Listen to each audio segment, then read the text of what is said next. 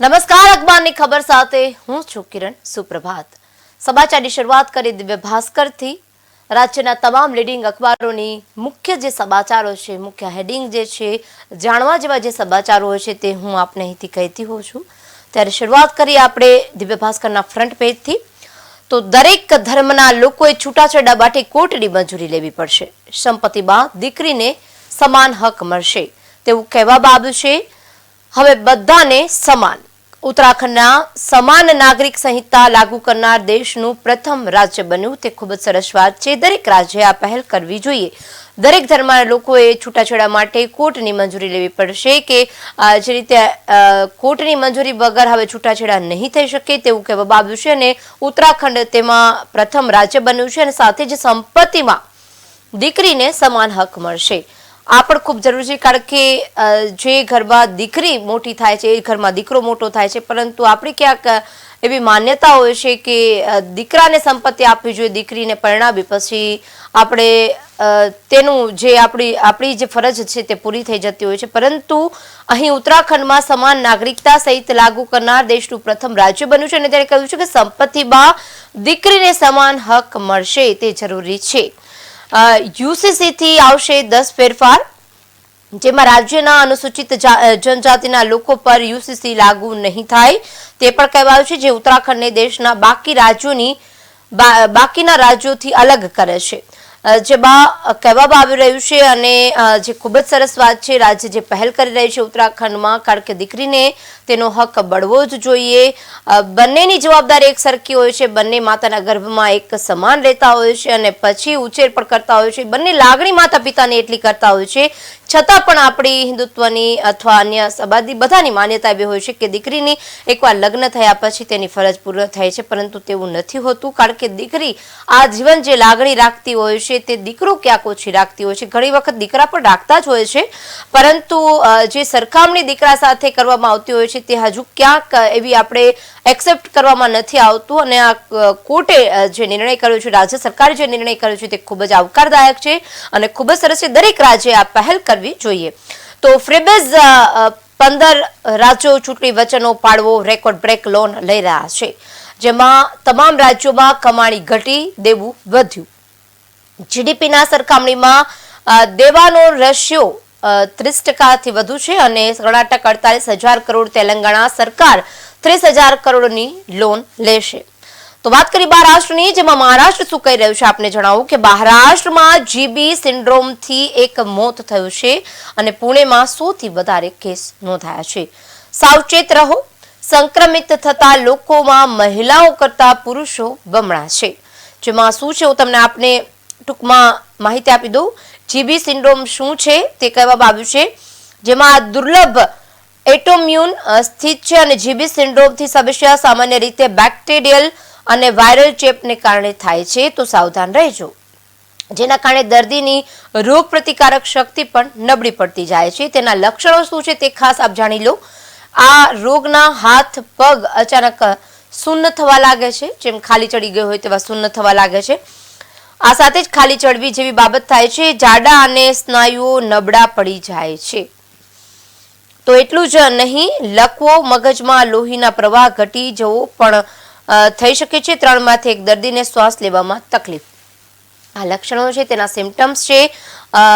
HMPV વાયરસમાંથી હવે ક્યાંક મુક્તિ મળી છે, ક્યાંક લોકોમાંથી ડર ઓછો થયો છે, પણ છતાં હવે પાછું મહારાષ્ટ્રમાં જીબી સિન્ડ્રોમથી એક વધુ મોત થયું છે તેવું કહેવામાં આવ્યું છે. અને સંક્રમિત થતા લોકોમાં મહિલાઓ કરતા પુરુષોને વધારે જોવા મળ્યા છે આ કેસ.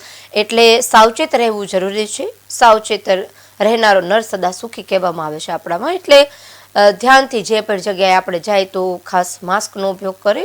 જે આઉટ ઓફ ગુજરાત જતા, આઉટ ઓફ રાજ્યમાં જતા હોય, અધરવાઇઝ મહારાષ્ટ્રમાં ખાસ આવવા જવાનું થતું હોય તો સાવચેત રહેજો. તો સેબીના હાલના પ્રમુખ માધવી બુચનો કાર્યકાળ 28 ફેબ્રુઆરીએ સમાપ્ત થશે. સરકારે સેબીના નવા પ્રમુખની નિયુક્તિ માટે અરજી મંગાવી છે. તો આ સાથે જ પંજાબમાં દેવું જીડીપીથી 44% વધારે થયું છે. તો અમદાવાદ પર એક નાની એવી નજર કરી લઈએ. અમદાવાદનું ફ્રન્ટ પેજ શું કહી રહ્યું છે. આ સાથે ઠંડી થોડીક ઓછી હોય તેવું લાગી રહ્યું છે. ભલે માવઠાની આગાહી થઈ રહી છે, પરંતુ અત્યારે અમદાવાદની જે સ્થિતિ છે, હું આપને કહી રહ્યું છું, આપના શહેરમાં શું છે મને ખ્યાલ નથી, પરંતુ અત્યારે અમદાવાદમાં થોડીક ઠંડી આજે ઓછી છે. તો અમદાવાદમાં કોલ્ડ પ્લેનો નવો રેકોર્ડ છે, જેમાં દેશમાં પહેલીવાર 1.34 લાખ લોકોએ ટિકિટ ખરીદી કોન્સર્ટ નિહાળી હોય એવો સૌથી મોટો શો છે. ખૂબ જ સરસ છે આ શો. જે લોકો ગયા હશે તેમને ખ્યાલ હશે, કારણ કે ખૂબ જ સરસ હવે રેકોર્ડ બ્રેક કરી રહ્યું છે. 1.34 લાખ લોકોએ ટિકિટ ખરીદી કોન્સર્ટ નિહાળી હોય તેવો સૌથી મોટો આ શો છે.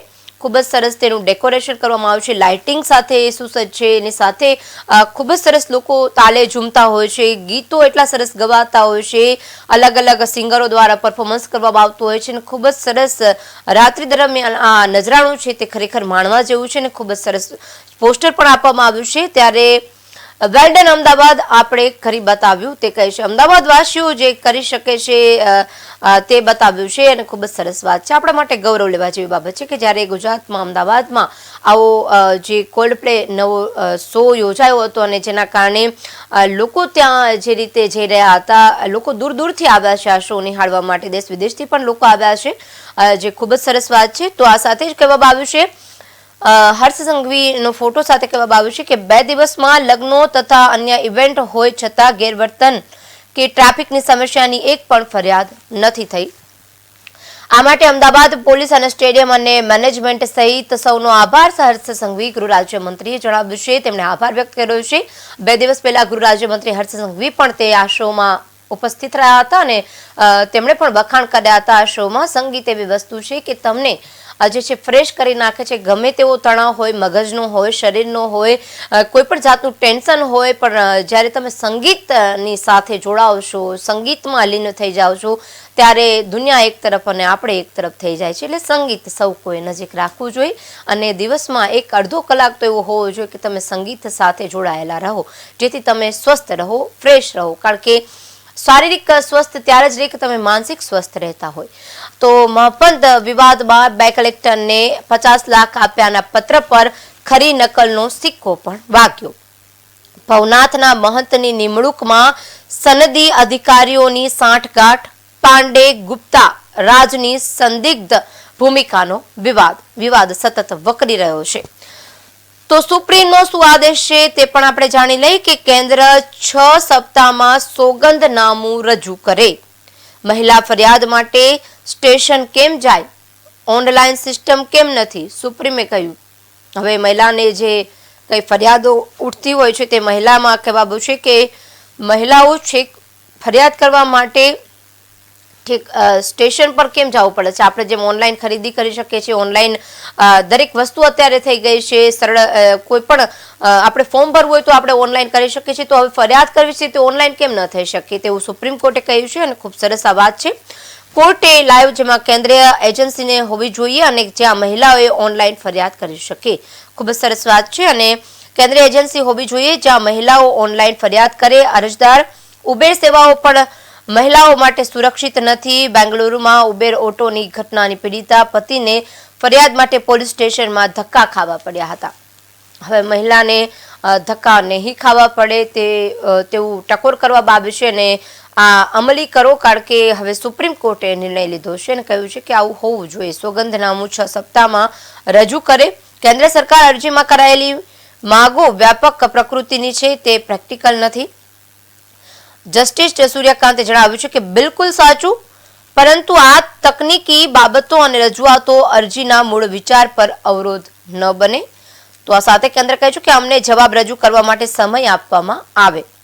અરજદારે ગંભીર ઘટના બાદ પણ પીડિતાને પોતાની ફરિયાદ નોંધવા માટે ધક્કા ખાવા પડે છે, અને ક્યારેક પોલીસ બીજા મથકનો કેસ બતાવે છે તો ક્યારેક કંઈક બીજું. ખૂબ જ સરળ અને ખૂબ જ સચોટ વાત છે, ખૂબ જ સત્ય વાત છે. આપણે ઘણી વખત જોતા બી હોય છે કે ઘણી વખત ફરિયાદ આપણે કરવા ગયા હોય અને ફરિયાદમાં જે કંઈ પોલીસ સ્ટેશનનું આવતું ન હોય, વિસ્તારનું ન આવતું, એમાં એ લોકો પણ શું કરી શકે, ન આવતું એટલે એ લોકો બી અન્ય પોલીસ સ્ટેશનમાં ફરિયાદ કરો તેવું કહેતા હોય છે. આવું થતું હોય છે, એટલે કહેવામાં આવ્યું છે કે હવે સુપ્રીમ નિર્ણય લીધો છે કે હવે તમે ઓનલાઈન પણ ફરિયાદ કરી શકશો, જેનું નોંધ લેવી પડશે.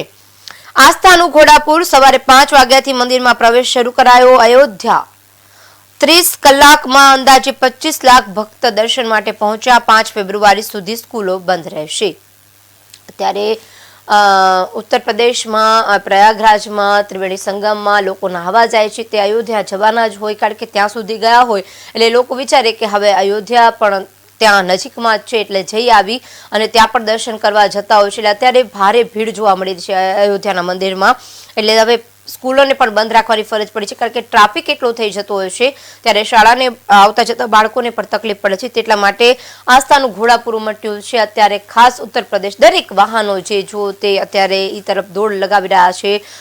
બધી ફ્લાઇટો અત્યારે બુક હોય છે, બધી ટ્રેનો બુક છે, બધી હવે તો રાજ્ય સરકાર દ્વારા જે બસનું કરવામાં આવ્યું છે 27 જાન્યુઆરીથી કહેવામાં આવ્યું છે કે આ બસ દોડશે અને તેનું પણ બુકિંગ હવે ફૂલ બતાવી રહ્યું છે. એટલે આસ્થાનું ઘોડાપૂર છે. સવારે 5 વાગ્યાથી મંદિરમાં પ્રવેશ શરૂ કરાયો હતો અને અયોધ્યામાં 30 કલાકમાં અંદાજે 25 લાખ ભક્તો દર્શન માટે પહોંચ્યા. જય શ્રી રામ. તો 2 દર્શનાર્થીઓના હાર્ટ એટેકથી મોત પણ નિપજ્યા છે, તે પણ ખાસ ધ્યાન રાખવું જરૂરી છે. અત્યારે ભીડભાડવાળી જગ્યામાં જે લોકોને મુજારો થતો હોય, બીપીની તકલીફ હોય, તે લોકો અત્યારે સાવચેત રહે અને સાવચેતના પગલાં લઈને જ આ ભીડભાડમાં જાય, કારણ કે ત્રિવેણી સંગમ નાહવું તે ખૂબ જ જરૂરી છે, પણ સાથે તમારું સ્વાસ્થ્યનું ધ્યાન રાખવું તે પણ જરૂરી છે. ત્રિવેણી સંગમ છે તે ખુલ્લો મેદાન છે, પટ છે, એટલે ત્યાં આગળ તમને કદાચ તકલીફ ન પડે ગમે તેવી ભીડ હોય તો, પરંતુ મંદિરે નાતે છે તો અયોધ્યામાં જે રામ મંદિર છે તે હવે બન્યું છે અને ત્યાં જ રહેવાનું છે. એટલે ધ્યાન રાખી અને ભીડભાડી જગ્યામાં જે લોકોને તકલીફ વધુ હોય તે અવોઇડ કરે, જેથી આવા કેસ ના બને. તો વકફ પર એનડીએના તમામ સુધારાઓ મંજૂર કરાયા છે. વિપક્ષની ભલામણોને ફગાવી દેવામાં આવી છે. વકફ સુધારા બિલ સંસદમાં ડ્રાફ્ટ રિપોર્ટ કાલે સ્વીકારવાની તૈયારી. આ સુધારા મંજૂર. નામાંકિત સભ્યોમાં 2 ગીર મુસ્લિમ રાખવા ફરજિયાત છે. તો અન્ય મહત્વના સમાચાર પર નજર કરી લે તો પોલીસને ચોરનો ડર. જપ્ત સોના ચાંદી મોબાઈલ ફોનનું શું થાય છે? પોલીસે કહ્યું માહિતી જાહેર થાય તો ચોરીનો ભય. વડોદરામાં પોલીસને જ પોતાની સુરક્ષા પર વિશ્વાસ નથી, સામાન્ય લોકોનું તો શું, તેવું કહેવામાં આવ્યું છે. મુદ્દામાલ માલિકને પરત અપાય ત્યાં સુધી પોલીસની નજર હેઠળ રાખવામાં આવે છે. તમામ મુદ્દામાલ બિલ ન મળે તે તો જૂની કિંમતે વેલ્યુએશન થાય છે. ચોરીના દાગીનાનું બારોબાર વેચાણ અથવા ઓગાળી દેવાય છે. સોના ચાંદીના દાગીનાના ચોરીના કિસ્સામાં જપ્ત મુદ્દામાલ મૂળ માલિકને પરત કરવાનો થાય ત્યાં પુરાવા લેવાય છે.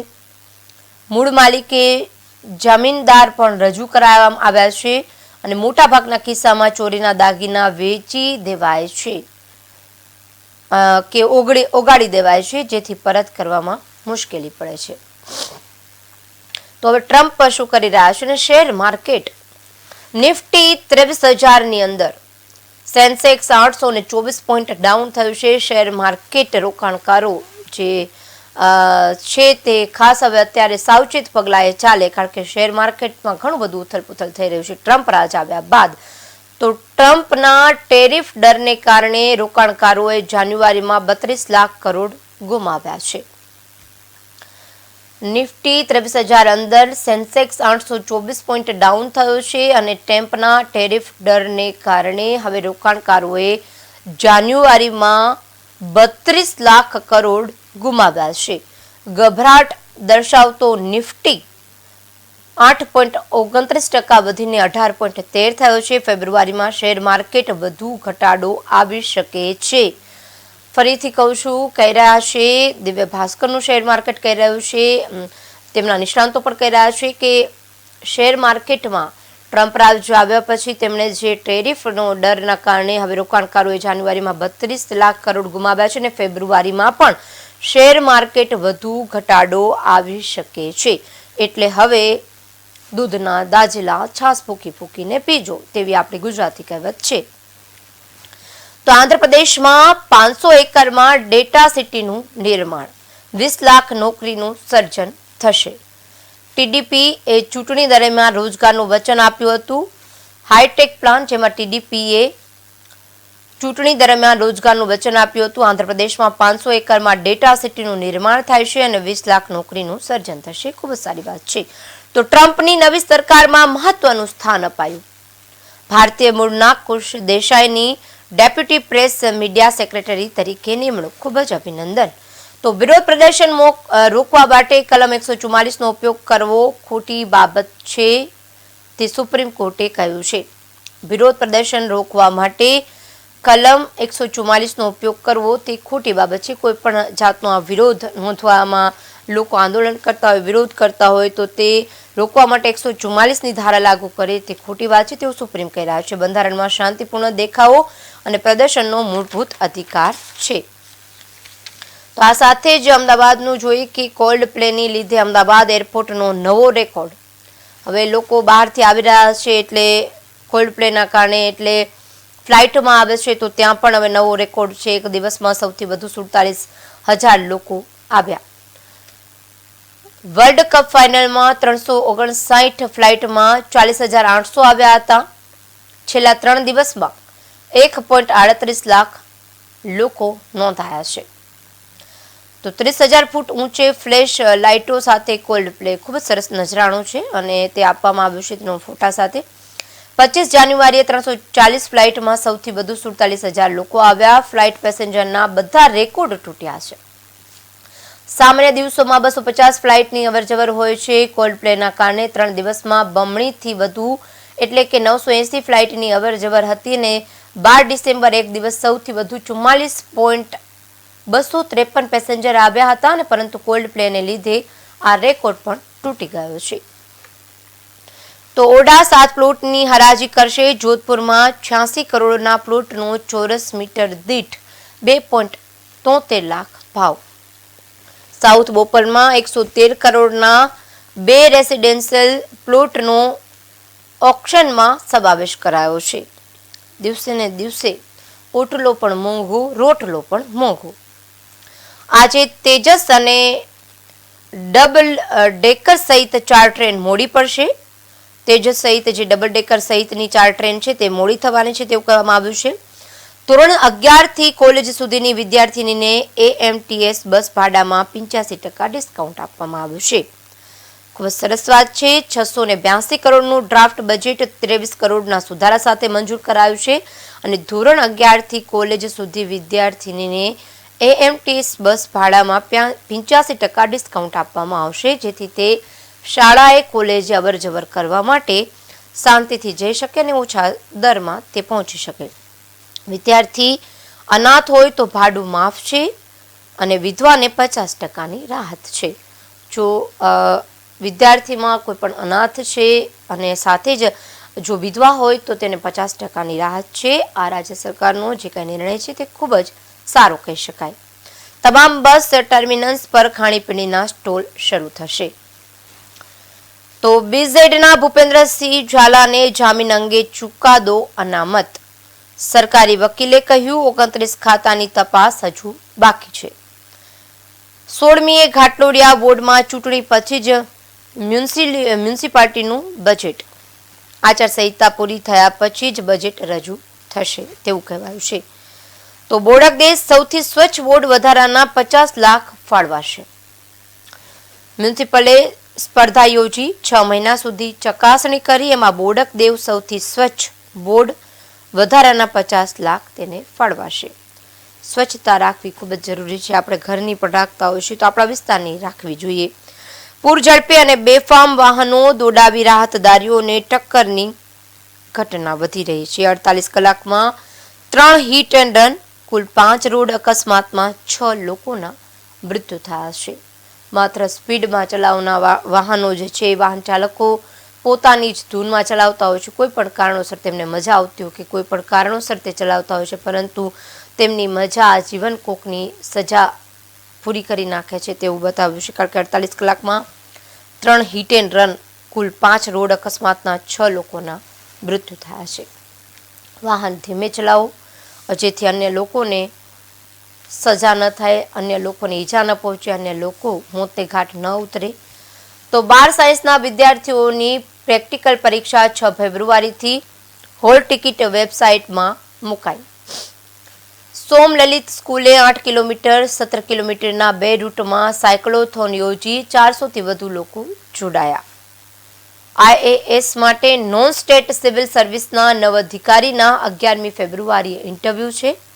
2 પોસ્ટ માટે દિલ્હીના UPSC ભવનમાં ઇન્ટરવ્યૂનું આયોજન કરવામાં આવ્યું છે. ખાસ નોંધ લેવા જેવી છે આઈએએસ માટે નોન સ્ટેટ સિવિલ સર્વિસના નવા અધિકારીના 11મી ફેબ્રુઆરીએ ઇન્ટરવ્યૂ છે અને યુપીએસસી સિવાય આઈએએસ અધિકારી માટે 2 પ્રકારે પસંદગી થાય છે. આ ક્લાસ 1 અધિકારીની શોર્ટ લિસ્ટ કરવામાં આવ્યા છે, જેમાં નામ પણ આપવામાં આવ્યા છે, જેમાં નામ છે રોહિતભાઈ ડોડિયા, દિલીપસિંહ ચૌહાણ, ડોક્ટર કેતન કુમાર મોદી, સંગીતાબેન રયાણી, ડોક્ટર નિખિલ ચૌહાણ, તો ગીતેશ ગાંધી, મનીષ મિસ્ત્રી, બાબુભાઈ બારિયા અને મેહુલ ગોસાઈ. એડમિન સર્વિસમાં પ્રમોશનથી પણ આઈએએસ બની શકાય. તો જેઈઈ એડવાન્સ માટે અધવચ્ચેથી અભ્યાસ છોડનારને વિડ્રોઅલ સર્ટિફિકેટ આપવું પડશે. ગુજરાત યુનિવર્સિટીમાં આજથી 3 દિવસ સુધી નેકની ટીમ ઇન્સ્પેક્શન કરશે. વિવિધ 42 ભવનમાં શૈક્ષણિક માળખાકીય બાબતો ચકાસશે.